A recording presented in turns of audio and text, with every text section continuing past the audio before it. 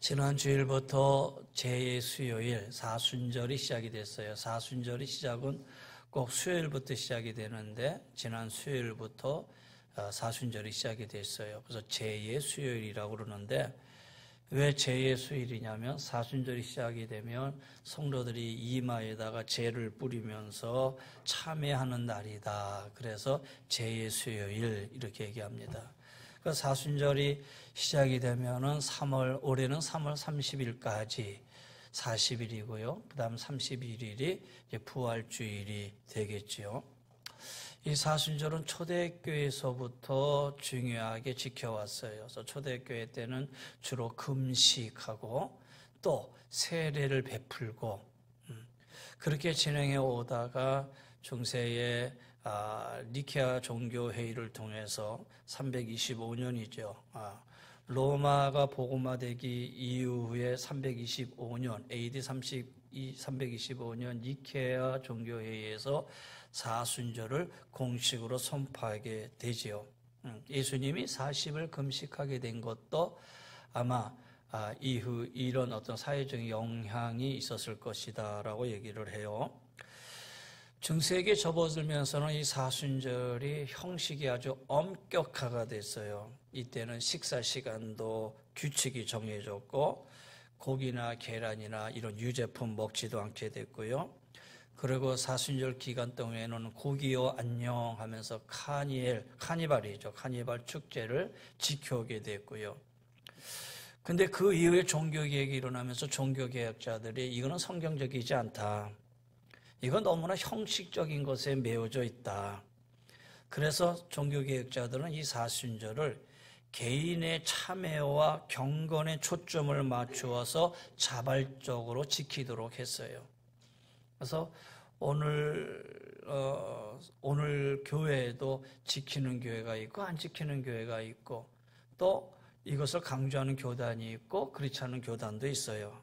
그러나 종교개혁자들이 너무 형식에 매여 있는 것보다는 개개인의 참여와 경건의 훈련을 통해서 우리의 신앙의 성숙을 이뤄나갈 수 있는 하나의 중요한 계기를 잡자. 이게 바로 종교개혁자들의 사순절의 정신입니다. 그래서 오늘 우리 교단도 이 종교개혁자들의 개혁 정신에 따라서 사순절의 외형적 전통은 배격합니다. 사순절 기간에 유제품 먹지 말라 그런 건 안 하거든요. 그런 외형적인 것에 매여 있는 게 아니라 오히려 우리 내면의 신앙의 성숙을 이뤄나갈 수 있도록 회개하고 하나님 앞에 더 가까이 가고 말씀을 더 읽고 그러면서 신앙의 성숙을 이루는 그런 계기로 삼아야 될 것이에요. 여러분 초창기에 성경 읽기표도 나눠드렸잖아요. 이 사순절에 좀 성경 많이 읽으셔서 여러분 사순절에 다 끝나고 나면 이 성경표도 좀 제출함이 있었으면 좋겠어요. 그 코로나 기간 때는 사순절을 여러 번 성경 쓰기를 해가지고 맞춰가지고 성경책도 이렇게 만들었잖아요. 그런 기억하실 겁니다. 그래서 사순절날 여러분 새벽 예배 더욱 한번 다른 때보다 좀 힘써 주시면 좋겠고 그다음에 예배 더 힘써야 되고요. 말씀에 더 가까이 할 수 있는 우리 성도님들이 꼭 되셔서 이 기간에 참여하고 경건의 훈련에 함께 힘쓰고 우리 심령의 부흥을 이루는 그런 사순절 기간으로 삼아야 될 줄 믿습니다. 그러면서 오늘 먼저 사순절 첫째 주일날 이 죄에 관한 문제를 한번 다뤄보려고 그래요. 톨스토이 작품 중에 돌과 여인이라는 소설이 있어요. 이 돌과 여인이라는 소설에 이런 내용이 나오지요. 어느 날 수도사에게 두 여인이 찾아가요. 그런데 한 여인은 나는 죄인입니다. 나는 하나님 앞에 죄를 졌습니다. 그 자신이 죄인인지를 고백을 하면서 수도사 앞에 찾아가 어쩔 줄 모르게 자신의 죄인임을 고백하면서 한없이 눈물을 흘려요. 반면에 또 한 여인은 나는 그렇게 죄진 게 없는데 나는 도덕적으로 선하게 살았고 남에게 무슨 해를 끼친 적이 없는데 별로 마음에 꺼리낌이 없어요. 그래서 수도사에게 당당하게 찾아가요. 수도사는 두 여인을 보면서 이렇게 얘기하죠. 두 여인들은 가서 돌을 주워오는데 앞서 한 여인은 무거운 돌을 주워오고 두 번째 당신은 가서 잔잔한 돌 여러 개를 주워오라 그랬어요. 그런데 앞서서 자신의 죄인임을 고백하고 어쩔 줄 모르는 이 여인은 나가서 무거운 큰 돌을 하나를 주워왔어요. 그리고 떳떳하다고 여기는 이 여인은 작은 돌을 여기저기서 주워가지고 왔어요. 그 돌을 가지고 오니까 바로 수도사가 얘기합니다. 그러면 이 가져온 돌을 가져온 곳에 도로 갖다 놓으세요 그랬어요. 무거운 돌을 지고 온 이 여인은 이 돌을 어디서 가져왔는지 알지요. 큰 거니까. 그래서 돌을 그 자리에다 갖다 놨는데 조그만 돌 여러 개를 주워온 이 여인은 돌 하나하나가 어디서 주워왔는지를 모르는 거예요. 그냥 여기저기서 주워왔기 때문에 그 돌들을 일일이 가져다 놓을 수 없는 것이지요. 여러분, 죄가 이런 거예요. 사실은 우리가 지어놓고도 잊어버리고 있는 죄가 사실 여러 가지다라는 거예요. 그래서 그 죄를 일일이 본래대로 다 가져다 놓을 수도 없고 기억조차 할 수 없는 우리들이기에 여러분, 하나님 앞에서 교만하면 안 돼요.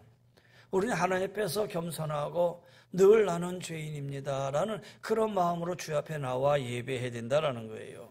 생각해보면 이 죄는 세 가지 차원의 깊이를 더하게 되지요. 첫째는 그냥 보편적으로 죄를 져요. 말씀드린 것처럼 누구나 빠질 수 있는 죄의 기본 형식입니다.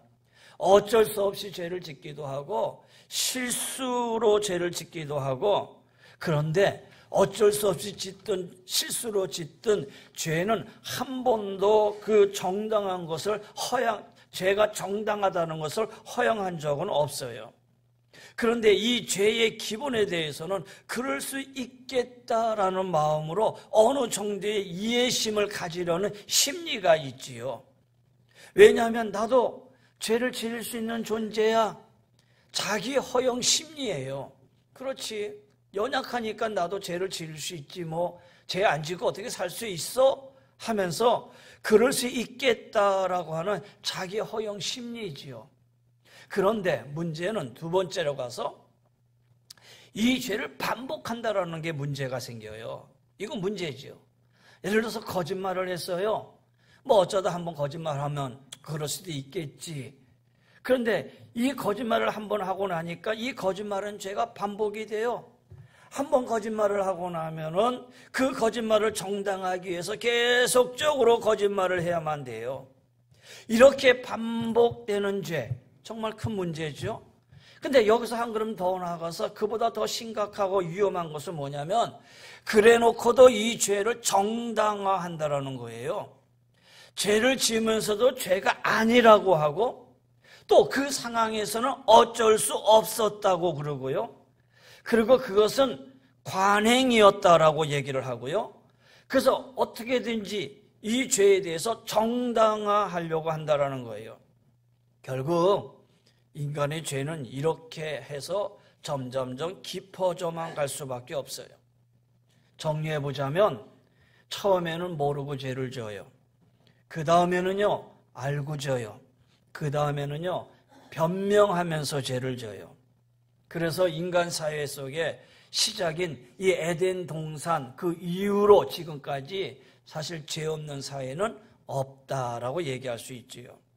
그러면 오늘 우리 이 시점에서 우리는 우리의 사회와 그 다음에 우리의 자신을 돌아보면서 이 죄에 대한 문제, 이 현주소를 다시 한번 생각해 보도록 하지요.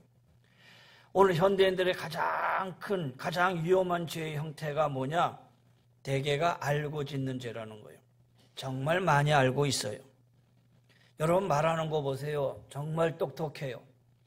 지식으로 충만해요. 말만 들어보면 정말 맞는 말 같아요. 강력하게 하고 지적으로 말을 해요. 그런데 정작 이렇게 말하는 자기는 아는 바대로 말하는 바대로 행하지 않는다라는 거예요.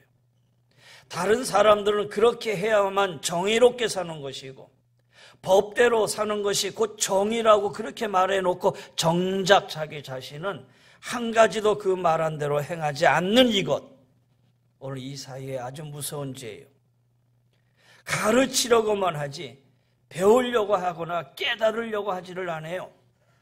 옛날 사람들은 몰라서 그렇다고 하지만 그러나 지금 우리들은 알면서 죄를 짓고 있다라는 이 사실, 정말 위험한 거 아니겠어요?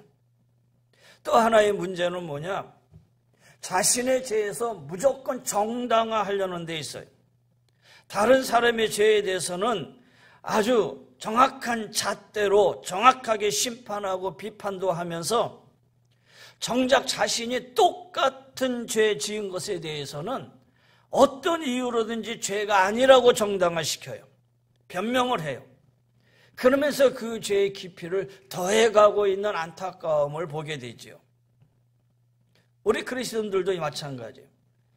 정말 팔은 안으로 굽는다는 말처럼 자기에 대한 변호를 이렇게 하게 하지요. 마음은 원이로되 육신이 약하도다. 인간인고로 어쩔 수 없다. 그러면서 감성으로 묻어가려고 한다는 거예요. 또 한 걸음 더 나아가서 더 큰 문제는 뭐냐? 남에게 책임을 전가하는 거예요. 죄를 정당화하다가 그 마지막 벽에 부딪히면 마침내 그 책임을 벗어나려고 하는데, 내가 이렇게밖에 할 수 없던 이유는 이 사회가 문제다. 이 사회가 문제가 아니었느냐? 그리고 사회의 죄를 말하고 사회의 악으로 돌리고 마는 거예요. 물론 사회의 악은 있어요. 사회의 악을 무시하자는 이야기는 아니에요. 하지만 개인의 악을 변명하는 도구로 사회의 악으로 돌린다는 것은 문제다라는 거예요. 대체로 사회의 구조가 어떻다느냐 하면서 사회의 구조나 악에 대해서 많이 말하는 사람들의 문제가 무엇이냐 하면은 고로 나는 죄인이 아니라는 거예요. 고로 나는 떳떳하다라는 거예요.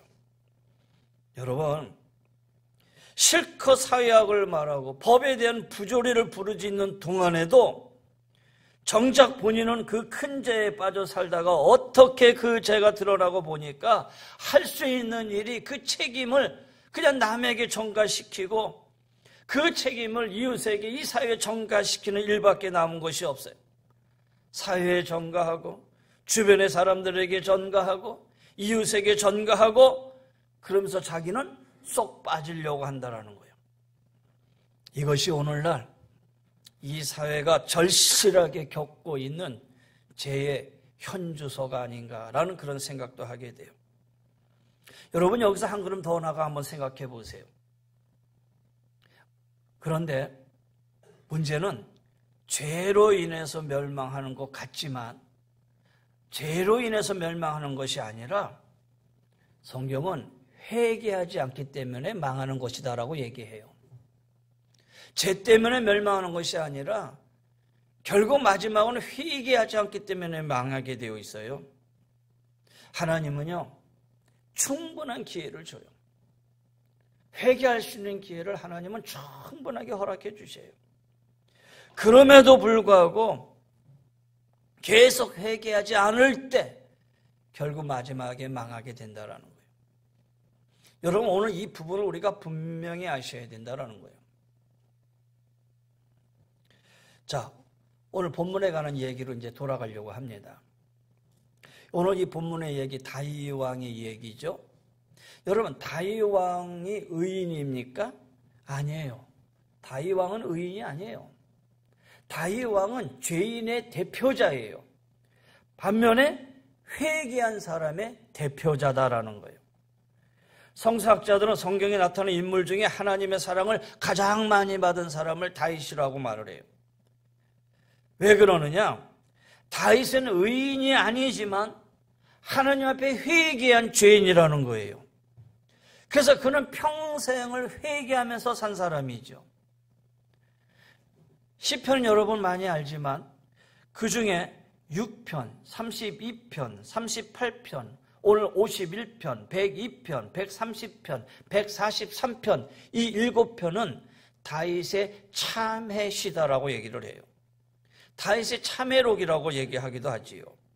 그 중에 오늘 51편이 이 7편의 이 참회록 중에서 대표적인 참회시예요. 다윗에게 있어서 이 회개는 진실함이었어요. 사실을 있는 그대로 시인했다라는 거예요. 사실을 인정하지 않는 회개, 그거는 또 하나의 위선이죠.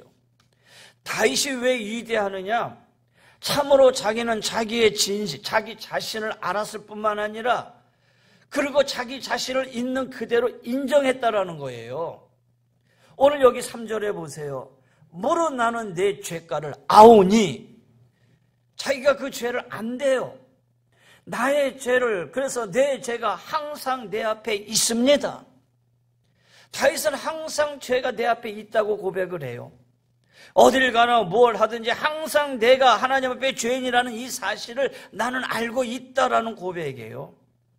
그러면서 한 번 더 나가 5절에 가서 보면은 내가 죄악 중에 출생했다. 자기의 출생이 죄악 가운데 출생했다라는 거예요. 이 말은 다윗 개인의 고백이기도 하지만 사실 이 말에 더 깊은 의미를 생각해 보자면 죄에서 자유로울 수 있는 인생은 단 한 사람도 없다라는 거예요. 죄에서 자유로울 수 있는 인간은 단 한 사람도 없다라는 것을 상징하고 있는 말씀이다라는 거예요. 태어날 때부터 죄인 아닌 사람이 어디 있겠느냐라는 거예요. 그러게 나는 죄가 없는 사람이다. 나는 태생적으로 그런 죄를 지을 사람이 아니다.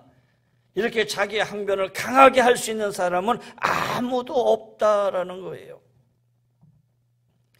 실제적으로 죄 지은 사람이 하는 가장 큰 변명 중에 변명은 나는 본래 죄를 지을 수 있는 사람이 아닌데 어쩌다 보니 이런 실수를 한 것이다. 여러분, 아무리 착한 사람이었다 할지라도 이런 마음 가지고는 회개할 수 없어요. 여러분에게 회개하라. 나는 하나님 앞에 죄인입니다. 근데 속으로 나는 그렇게 한 적 없어. 나는 천생적으로 본래적으로 나는 그렇게 죄 지을 만한 그런 사람도 아니야. 이런 마음을 갖고 있는 한 우리는 하나님 앞에 회개할 수 없다라는 거예요. 여러분, 우리가 다시 한번 기억할 건 뭐냐? 회개는 하나님 앞에서 있는 그대로를 인정하는 거예요. 이게 회개예요. 그래서 이 다윗의 회개에는 있는 그대로의 인정과 더불어서 또 하나는 겸손과 용기가 있어요. 자, 오늘 보세요. 오늘 이 본문은요, 다윗이 밧세바와 동침을 하고 난 후에 나단 선지자의 책망을 들으며 회개했던 회개의 기도예요. 여러분 생각해 보세요. 지금 다윗의 이 간음의 죄를 알고 있는 사람은 단 한 사람뿐이에요. 누구냐? 나단 선지자 한 사람뿐이었어요. 이 나단 선지자가 없으면 다윗의 죄는 은폐될 수도 있었다라는 거예요. 시체말로 나단에게 한 번만 그냥 눈 감아 달라고 하면 사정이 달라질 수도 있는 상황이라는 그런 말이에요. 그렇잖아요. 나단 선지자에게 선지자여, 내가 그래도 왕인데 내가 이 죄를 고백하고 나면 왕으로서의 체면이 말이 아니지 않겠냐. 이 나라가 또 어떻게 되겠냐. 그러니 그냥 내가 당신이 지적하는 거 뭔지 알겠으니 그냥 여기서 그냥 넘어가 달라. 이렇게 얘기할 수도 있었을 텐데 다윗은 그러한 방법을 택하지 않았어요. 죄를 책망하는 나단 선지자 앞에 무릎을 꿇고 회개를 해요. 왕으로서의 체면과 채통을 무릅쓰고 회개해요. 회개하고 나면은 부끄럽고 망신스럽기도 하지만은 자칫 왕의 자리를 내놓을 수도 있는 그 상황이에요. 그래서 옛날에 양을 치던 목동의 시들로 돌아갈 수도 있는 그런 형편이 될 상황이에요. 말하자면 큰 죄인이라는 거예요. 좌천이 된다라는 거예요. 이 상황에서 다윗이 회개한다? 쉽지 않는 회개다라는 거예요. 그런데 결과적으로 다윗은 모든 굴욕과 모든 부끄러움을 무릅쓰고 나단 선지자 앞에서 하나님 앞에 떳떳하게 회개해요. 그리고 하나님은 그의 왕의 보좌를 지켜나가게 해주셨어요. 여러분, 이건 오늘 우리 사회에 오늘 우리에게 주어지는 아주 중요한 아주 모범적인 답안이에요. 오늘 우리 주변에 내려놓기 힘든 권력에 묶이고 버리기 힘든 그런 명예에 매여서 잘못을 인정하지 못하고 회개할 줄 모르는 양심들이 얼마나 많이 있는지 몰라요. 그들이 나와서 나라와 민족을 해서 다시 일하겠다고 뻔뻔스럽게 고개 들고 일하는 사람들이 얼마나 많이 있어요. 다윗의 참회와 회개가 얼마나 가치 있는 일인지를 우리가 다시 한번 생각하게 만든다라는 거예요. 오늘 이 본문에서 구구절절히 보여주는 이 다윗의 진정한 참회와 회개, 우리가 보고 깨달아야 된다라는 거예요. 오늘 4절에 보세요. 내가 주께만 범죄하여 주의 목전에 악을 행하였나이다. 온 세상 사람들이 다 내가 옳다고 해도 아닌 것을 아는 사람은 자기예요. 안 그렇습니까? 주변에 있는 사람들이 다 옳다고 해도 정말 그것이 옳지 않다는 것을 알고 있는 건 자기 자신이잖아요. 왜? 하나님이 보셨고 하나님께서 다 아시기 때문이에요. 사람들의 눈은 어떻게든지 피해서 될 수 있을는지는 모르지만 모든 것을 아시는 하나님의 눈은 피할 수 없다는 사실, 여러분 이것을 인지하고 주님 앞에 겸손히 무릎 꿇고 회개하는 것, 이걸 가리켜 믿음의 회개다라고 말하는 거예요. 오늘 다윗의 이 참회와 회개를 보면서 참 신앙인의 자세를 배워야 돼요. 죄를 지을 수밖에 없는 상황과 형편이라고 변명을 하고 상황을 모면하려는 꾀가 필요한 시대가 아니에요.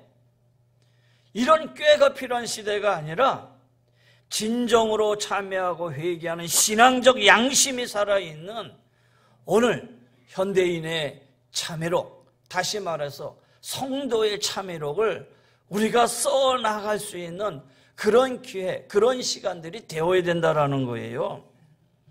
다윗은 이러한 마음으로 하나님 앞에 회개하고 있어요.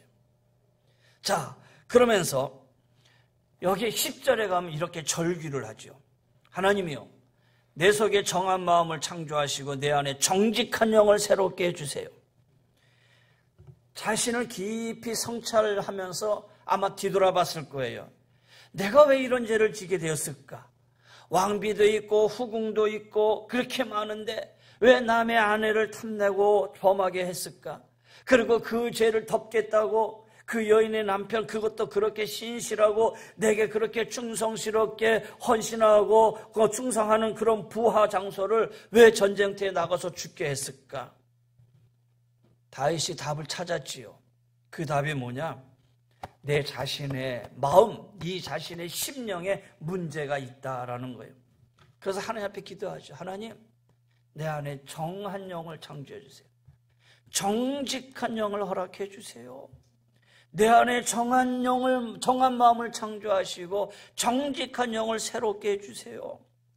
여기 정한 마음이라는 말, 깨끗한 마음, 순결한 마음, 마치 방금 사온 새 수견처럼 깨끗한 그런 마음.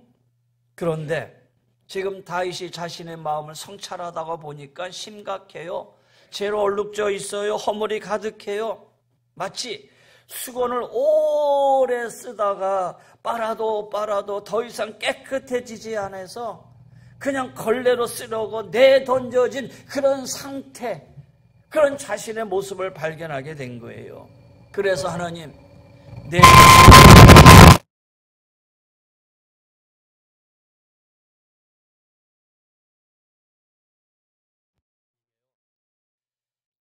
제가 목회하면서 경험하는 것 중인데, 죄를 얘기하고 십자가를 얘기하면 꼭 이런 일들이 일어나. 아니, 농담 아니에요. 죄를 얘기하고 십자가 설계하다 보면 꼭 어서 이렇게 이상한 일들이 일어나요. 평상시에 안 그러다가. 자, 다시 돌아갑니다. 다윗은 그래서 정직한 영을 허락해달라고 얘기하지요. 여기 정직이라는 말은 낙헌이라는 말입니다. 번역을 하면은 굳건하다라는 뜻이에요. 도덕적으로 윤리적으로 흔들림이 없이 굳건하게 서 있는 상태를 말하는 거예요. 영이라는 것은 르하우, 속사람, 중심을 뜻하고 있어요.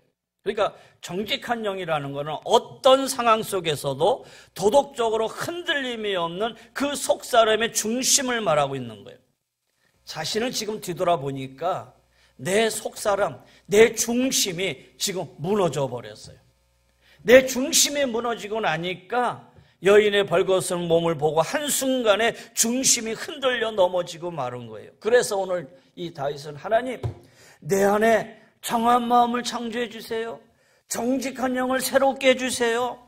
그렇게 하나님 앞에 지금 간구하고 있는 거예요.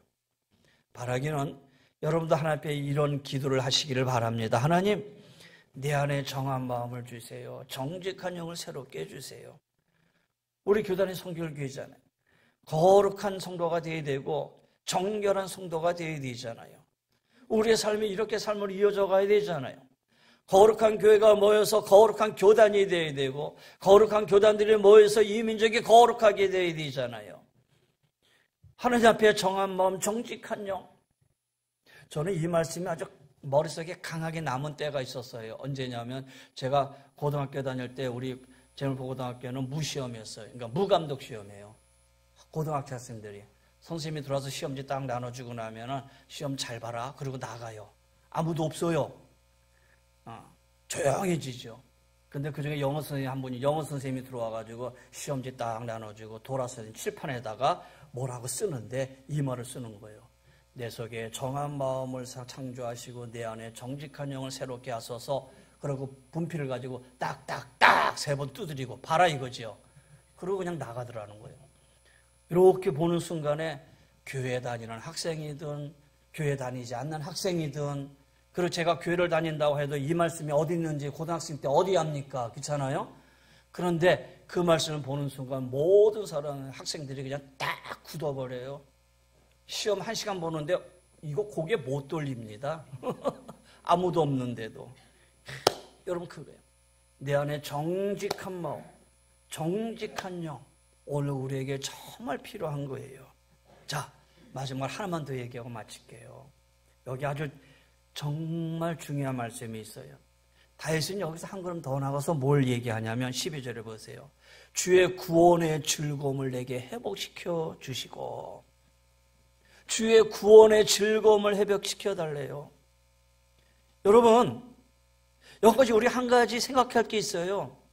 구원의 확신을 회복시켜 달라는 게 아니라 구원의 즐거움을 회복시켜 달라는 거예요. 그러니까 다윗은 구원의 확신은 있죠. 나는 하나님의 자녀다.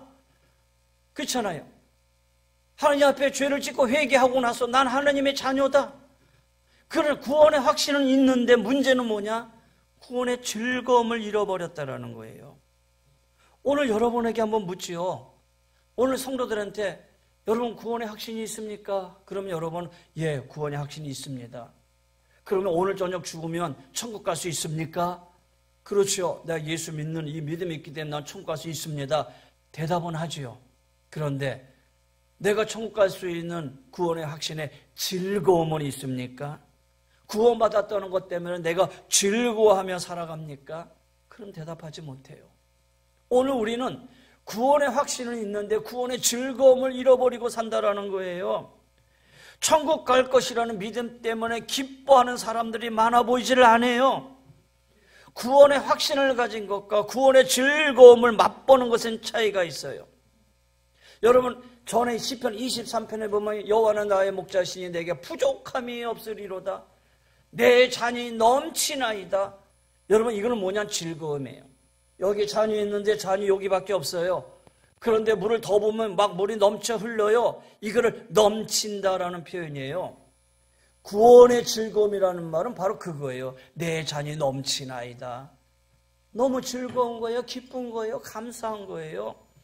그런데 물이 요 정도 있는 거는 그냥 확신 없는 게 아니니까, 비어있는 게 아니고 요 정도 있는 거니까 확신은 있어요. 그런데 즐거움은 모르고 살아간다라는 거예요.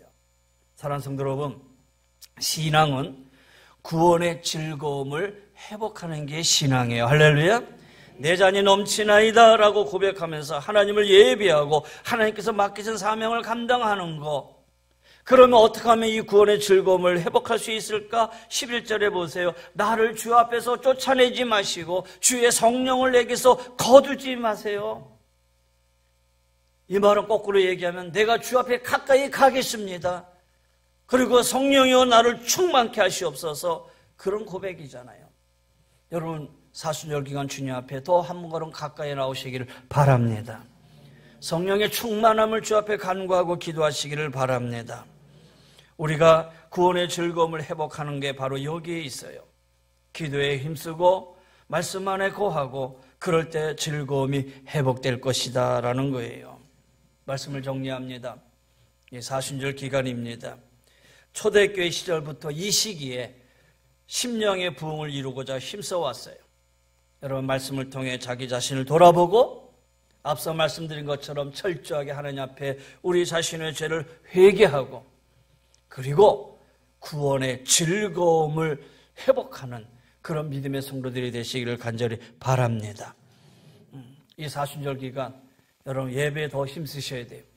새벽에 더 힘써야 되고 그 다음에 기도의 시간에 더 힘써야 되고요. 그래서 1년이라는 시간 속에 이 사순절을 통해서 우리의 신앙이 한층 더 성숙되어지고 업그레이드 되어지는 그런 기간을 삼아서 여러분 이 사순절을 내 신앙을 갖고 가는 그런 시간으로 여러분 사용하시고 하나님 앞에 나아갈 수 있는 우리 귀한 성도님들, 그래서 회개하고 구원의 즐거움을 회복할 수 있는 그런 믿음과 신앙이 되기를 주의 이름으로 간절히 권면하며 축원합니다. 기도하십시다. 여호와는 내게 복을 주시고 너를 지키시기를 원하며 여호와는 그의 얼굴을 내게 비추사 은혜 베푸시기를 원하며 여호와는 그 얼굴을 내게로 향하여 드사 평강 주시기를 원하노라. 이제는 우리 주 예수 그리스도의 은혜와 우리 하나님의 그 무한하신 사랑하심과 성령의 감화감동 멸려 인도 충만하여 주시며 하나님 나는 죄인입니다. 주 앞에 회개하며 나가는 저희들 위해 구원의 즐거움이 회복되어 하나님 앞에 감사하며 찬양하며 살기를 원하는 우리 사랑하는 귀한 성도님들의 가정 위에 삶의 터전 위에 영육의 강건함과 자녀들 위해 우리 모두 위에 이제 총선을 앞두고 있는 이 나라의 민족 위에 주의 은혜가 영원히 항상 함께하여 주시기를 간절히 축원하옵나이다. 아멘.